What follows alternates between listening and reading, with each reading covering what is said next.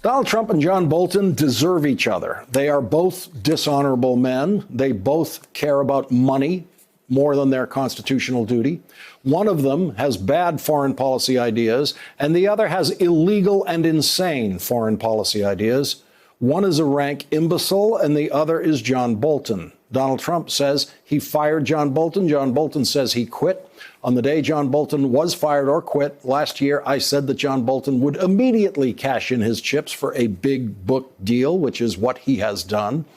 And after selling out his constitutional duty for $2 million, the book is now scheduled to be published next week, while Donald Trump's Justice Department makes a desperate and unprecedented attempt to block the book's publication in court. According to the New York Times and Washington Post reporters who have read the book, it is simply a confirmation of what we already know. Donald Trump is hopelessly ignorant. He did not know that the United Kingdom has nuclear weapons. He did not know that Finland is a real country and is not part of Russia. Like other books reporting from inside the Trump White House, it contains a vast catalog of Trump stupidities, along with Trump staffers and cabinet members commenting on those Trump stupidities. Bob Woodward's book quotes the first Trump Secretary of State calling the president an effing moron. And John Bolton's book quotes the current Secretary of State saying Donald Trump is, quote, full of crap, is the word I'll say on TV.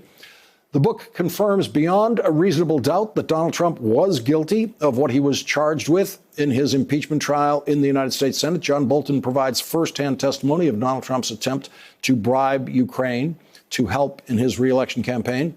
Quote, he said he wasn't in favor of sending them anything until all Russia investigation material related to Hillary Clinton and Biden had been turned over, Bolton writes. That is precisely the testimony that many Republicans said was missing from the impeachment case against Donald Trump. That specific linkage by an eyewitness, an ear witness, hearing Donald Trump saying that.